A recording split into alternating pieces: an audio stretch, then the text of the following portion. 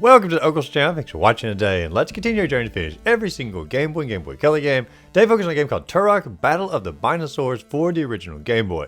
Now this is a companion piece to the N64 Turok game, so it's technically the second Turok game ever made, and they really did capture the spirit of Turok exceptionally well on the handheld here. Obviously it's not in 3D, obviously it's going to miss some of the cool gore and violent effects from the actual console release, but the overall exploration, the overall collecting of different items, the overall aesthetics of the game, it is Turok through and through here, and honestly it's just a really good game to go through. Now it is difficult, I will say. There are some unfair parts about it, which we're going to get into further into the review here, but it's definitely, if you're a Turok fan, it's worth going through this particular game. Now this game dig moves up in the queue a good bit because Moman F1P requests I cover it sooner than later, so now she moves up in the queue. So the game that you want to see me cover sooner than later, let me know the name of the game in the comments down below, and just like Turok, Battle of the Binosaurs, I'll move it right on up in the queue. Now I can start the videos up, look at the box art for the game first, and the box art here is truly just fantastic. They chose to go more of a comic book direction instead of the computer animated direction of the N64 cover, and I don't know if I like it better, but I definitely like it equal here.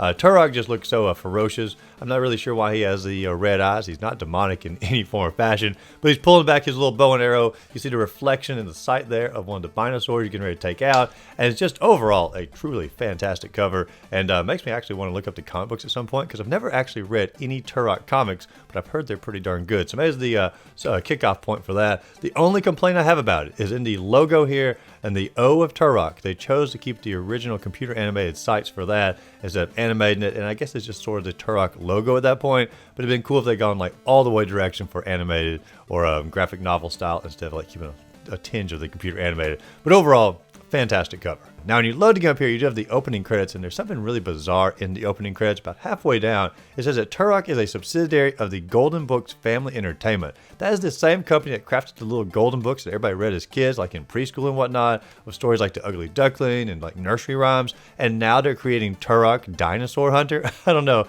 There's something a little bit odd about a kid-friendly company crafting one of the most mature games for its time period, but I don't know. It's just something I noticed in the opening credits here. Now after this, you do get the title screen, and the title screen is very, very basic. It has the title of the game up top. It's just a black screen in the background with the start button or some options. The options allow you to choose the difficulty, and you turn the music on and off, things like that. I do leave the difficulty at medium because we always try to play the default settings for the games. And then we start up here, and there is no background story for the game as far as in the actual cartridge itself. In the manual, it goes into a little bit more detail as far as saying there's somebody called the campaigner who's trying to find all different pieces of a weapon called the Chronoscepter, and if he can unite all those pieces together, he can basically destroy the entire world. And our job is to try to find the campaigner and stop him from reassembling that Chronoscepter. And along the way, if you want to collect a Chronoscepter yourself, that's an option as far as exploring the levels and get the most powerful weapon in the game.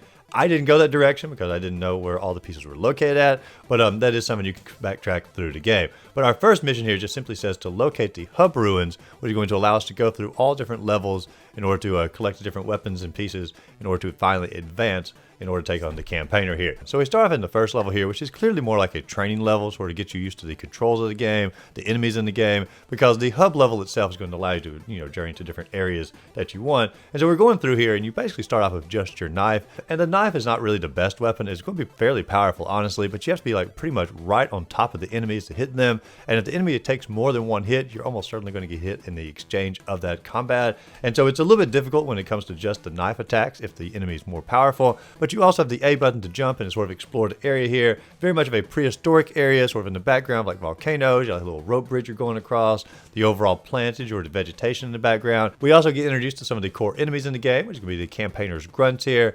He's supposed to be a native of the area, but he looks closer to a divorced stepdad heading down to the local pool in his swimming trunks here. I mean, he has a little goatee and everything, but he has an axe, and you have to get up close to him in order to attack him. You also have some of the shooter enemies who are a little bit more advanced. Obviously can fire bullets out at you, try to take you out. And most importantly, we do have some dinosaurs in the area as well. Basically, little velociraptors roaming back and forth. Now, like I said, you do have to get fairly close with your knife, but luckily for us, the dinosaurs only take one hit, and the grunts basically only take 2 hits to take out. So not too terribly bad as of yet, especially since we're just rocking that knife. Now, eventually we get to a cave, and we go into the cave, get introduced to our next enemy, who's going to be basically what's called a leaper. It's sort of like the iguana from Acclaim's intro on the actual Turok game. That's my guess anyway.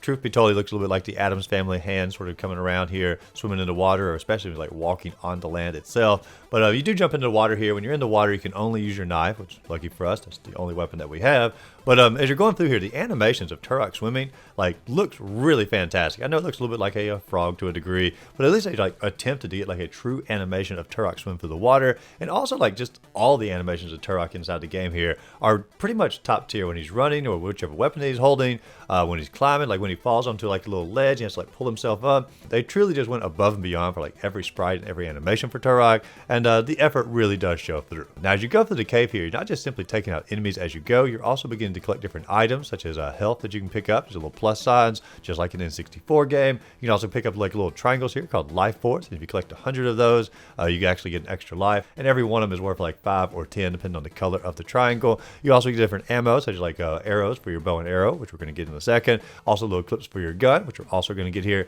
in a second. So you are rewarded for actually sort of exploring a little bit out as far as collecting different items. Not everything is on the straightforward path as you're going through here. Now, when I do exit the cave, I'm sort of heading off to the right hand side, and I do miss a jump. And when I missed the jump, I fell pretty much immediately to my death down below, and I do discover one of the more annoying qualities of this game, and that's going to be the lack of very many checkpoints. Because I've come a pretty decent way in level 1 here, and now I'm all the way back at the beginning, and so there's simply not very many checkpoints, and this situation tends to get worse as the game progresses, because the game gets obviously harder, and you have to fight through all the enemies again just simply back to where you were, and it does get a little frustrating. A few more checkpoints would have been nice to make the game a little bit easier. But I do get back to the little cliff here, and all you have to do is hop on the little clouds here to journey across it. However, if you miss a cloud, you're going to once again fall down to your death. However, when you fall down, the fall is really not that far. And this would be the second complaint in the game. When you fall, I'm showing you the distance right here, and I'll put a few more clips as far as fall distance.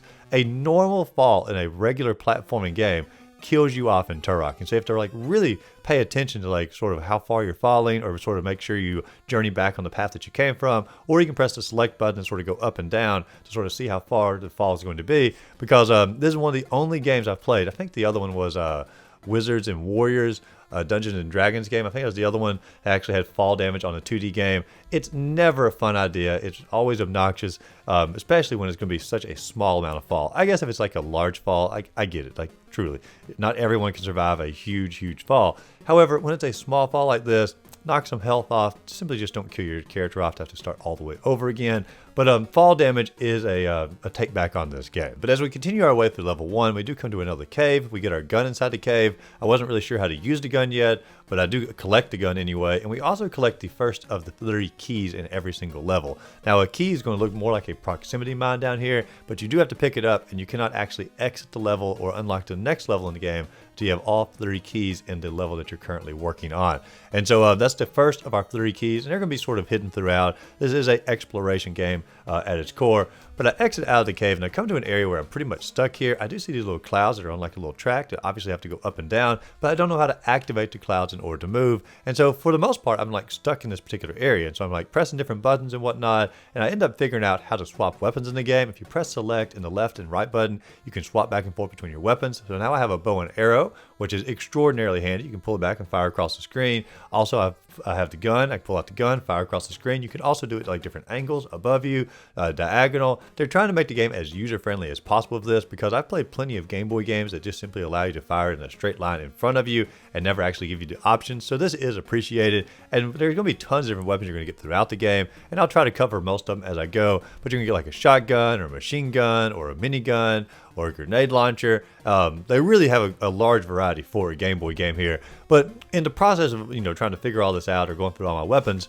I do figure out there's a little switch on the ground here. I just simply missed over it or looked over it, and when you click that, then the clouds begin to go up and down. But they don't stay going up and down. It's just for a short time. So if you're not pretty quick after pushing it, you're going to miss it. But you hop on the cloud and you continue on toward the end of the level. Now, in the process of getting there, I do collect a second key, and when I get to the end of the level here, which is going back to the hub area, I don't unlock anything new because I didn't actually find that third key. And so now I have to journey back through the entire game or entire first level all over again, trying to figure out like where did I lose this key at, or where did I not find it at. And it turned out there's like an alternate path to sort of go above one of the bridges and drop down sort of to the right, and you're going to find the third key. And so the game, like I said earlier, it is definitely going to have that exploration or trying to find particular items, and really rewards you for that, or I guess requires it to a degree in order to advance, which is sort of a core concept of what Turok was on N64. So the spirit of the game is captured here, even though it could be a little bit annoying if you're just simply trying to rush through the game. But we are in the hub area here, and you can start seeing the different arch stones begin to unlock as you're going here. So level 2 is now unlocked. You can sort of walk up to it and sort of beam yourself over into level 2. And it's going to be once again a prehistoric land. Very similar aesthetic, however, they're going to start adding in more like buildings that you can explore as you go. And the buildings are also core to the actual Turok game. There are tons of different buildings you can go into, different enemies in the buildings. And just like in that, they're going to have different enemies in these buildings. And you pretty much want to be ready as soon as you walk into a building to start firing away, because these enemies come at you very, very fast. If there's one thing I could say about the game, or another thing I can say about the game, is they simply zoomed it out a little bit to give you a little bit more notice, like when an enemy is coming, it will be a little bit more forgiving, and I feel like it'll make a better game as an overall. But you do want them pretty much ready as soon as you walk into any building or any transfer point. Start firing away on your weapon. I do pick up the shotgun here. The shotgun is significantly more powerful than the pistol. As far as like keys go, the first one's going to be located inside of a building. Once again, explore everything that you come across. The second one's going to be deep inside of the tombs here. And the third one's going to be through basic platform exploration. And so, like I've mentioned a couple times, the game is all about exploring. If there's an area it looks like you could possibly jump up to, explore that area. You're probably going to get an item from going there. If there looks like an area you can sort of hover off the edge and sort of drop down to a lower platform, go to that area. You're probably going to get a key or a core item or a weapon that's going to make it worth your while. This is not a basic platforming game. This is an exploration platforming game. And if you go into it with that attitude and sort of take your time on it, you're going to have a lot more fun. Now, when we unlock and journey into the third level here, we're going to get our first new enemy since the start of the game. It's going to be a giant beetle. It's going to come flying at you. You can actually shoot him with a shotgun or a regular pistol. You don't have to bend down or, try to get him with your knife or anything like that. We're also going to go through here. We're going to get our first core boss in the game, which is going to be a machine gun fella. We'll call him Machine Gun Billy here. And he does take a little while to get down the pattern at least. He basically shoots out 3 bullets at a time, and you simply have to jump over those and jump over them again and just sort of keep firing your machine gun at him at the same time. And you'll take him out pretty quickly here, but it is nice to have like little miniature boss battles as you're journeying. He's not at the end of the level, like you're about halfway through it, I guess. And when you do defeat him, you do get a key out of him, so he is required to take out. And also in this level, we're going to get our grenade launcher, which is going to allow us to blow up different blocks and different stones. It's going to allow us to basically explore sort of hidden areas. If you are trying to collect the Chrono Scepter, you pretty much have to use the grenade launcher and go back to some of the earlier levels that had like hidden spots, to blow up to get a portion of the Chrono Scepter. I didn't really want to backtrack a whole lot to get the Chrono Scepter. I read online that it helps you with the final boss in the game. I was like, you know what, we're going to do our best anyway. I think we'll be fine without it. But if you want to collect it, the grenade launcher is crucial for that, and also crucial as far as just simply continuing on the core story of the game, because there are going to be some basic paths you have to blow up different stones in order to advance. Now, level 4 is going to continue on introducing some new enemies to us here. We do get the Dragonfly as well as Dimetrodon, and the Dimetrodon is a refreshing look of a sprite for this particular dinosaur, because I recently played Jurassic Park 2 on the Game Boy, and great game. I enjoyed it quite a bit. It was like a Contra game. However, the Dimetrodon in that game looked very much more akin to a blob with spikes, and this one actually looks like a Dimetrodon, so it's a very refreshing take to see this on the Game Boy. We also get these high priests with their scepters to shoot out different like energy balls at you. I believe these are in the N64 game. It's been a long time since I played the N64 game, but I believe they are also in that particular game. Very much of a higher accuracy than the shooters earlier that you encountered. And we also get this really cool vertical water portion here. It's like a giant tank that you jump into and it sort of pushes you up toward the top. But as you're going through, you can collect different items inside the tank, but you can also hop out on different parts of the tank, get different items off to the side. Even one of the keys is off to the side, hop back into the tank, and sort of, it's sort of like a little bonus area to a degree. However, if you do have to get a key out of it off to the side, I guess it's not technically a bonus area. There's just simply so many items that you're going to get. It's going to feel like a bonus area, but it is definitely required. And so you can journey through here, continue on collecting the keys, collecting your items, getting your ammo and such. And I'm making the game sound like pretty easy, pretty straightforward. But there is a lot of exploration in every one of these levels. Like I mentioned earlier, if you see an area to explore, you do want to explore. So every one of these levels is going to take you a solid like 30 minutes to go through at least. Like I said, it's not a basic platform, even though it does appear that way in the video. I'm here to tell you, it is definitely an exploration game. Now, level number 5 is going to swap things up a little bit. Looks more like an ancient underground sewer here, sort of like Sin's Fortress in Dark Souls. It even has like the little swinging axes or hammers up in the ceiling that you have to duck down and crawl under here. We do get our second boss in the game, which is a giant praying mantis. Really cool looking sprite. Now, this praying mantis was in the Turok game, and he sort of shoots out like a little, I don't know, juice or foam or eggs or something out at you. I don't know. He has a projectile. You have to avoid that. I found it easiest to sort of hop over him at the very start and sort of fire away at him from behind and sort of, you know, try to jump over him again, fire away from behind. I do really appreciate there are actually bosses in the game, because bosses were a core part of the Turok experience on N64.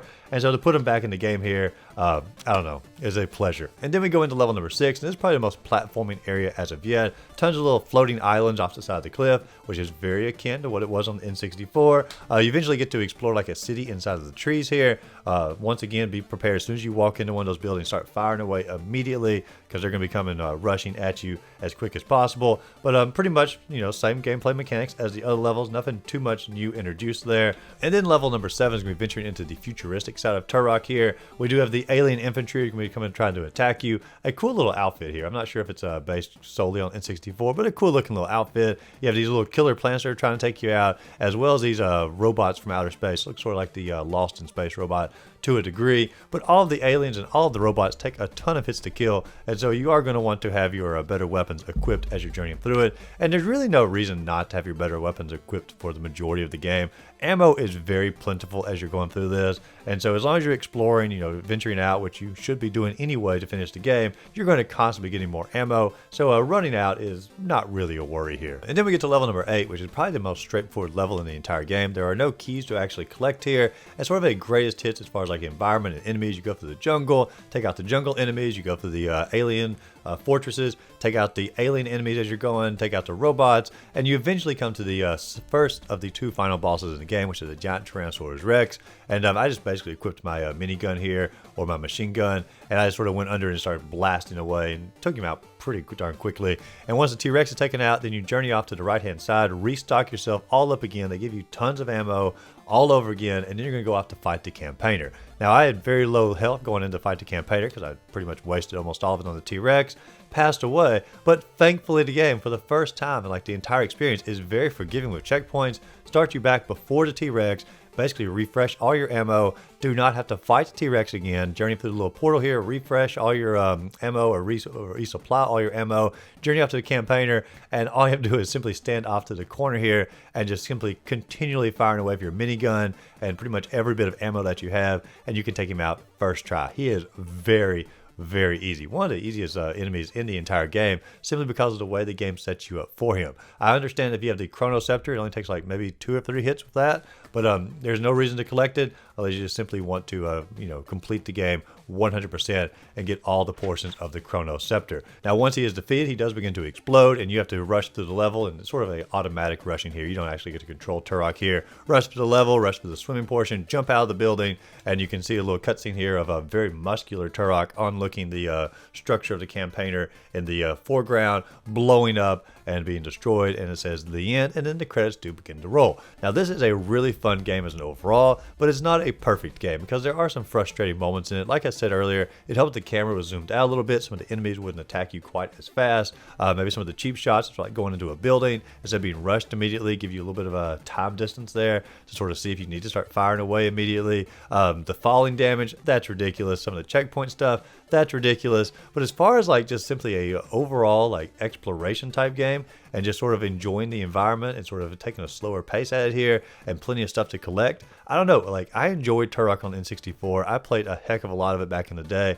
I just simply never played the Game Boy version here, and when I was playing the Game Boy version, it felt like I was playing a Turok game. I know sometimes when you play like the Game Boy versions of like core franchises, you're like, I guess it's that franchise, but there's really not much really tying into it except for like some of the aesthetics. The overall feel of this game, it felt like Turok. And so even though like there are some detracting factors, like I mentioned earlier, from this game, there's still a lot of rewarding aspects of it too. They pretty much put every weapon from the N64 game in the Game Boy game, which is a huge deal here. They don't have as many effects and things like that, but they are there. being able to swap those on the fly pretty quickly, different animations for every single one of them that Turok is holding. Like I mentioned earlier, the animations for Turok, keeping some of the core enemies in the game as well, like the giant mantis you're going up against or the giant T-Rex. I mean, like, there's so much cool stuff in the game, and I also just simply enjoyed the exploration because it reminded me so much of the N64 counterpart. And so if you enjoy Turok on the N64, just Turok in general, you will enjoy this game. Will you get frustrated? Yes, but you will enjoy it. If you didn't enjoy Turok on the N64, you probably won't enjoy this game because that's the core basics of my enjoyment from it. But I'd say if you enjoy Turok on the N64, I'd give the game a solid 7 out of 10. If you don't like Turok, it will probably be much lower than that. But for me, 7 out of 10. But if you enjoyed the video, be sure to like and subscribe to the channel. Check out my other videos listed up above. And go out there, find a great game to play. Simply have a great rest of the day.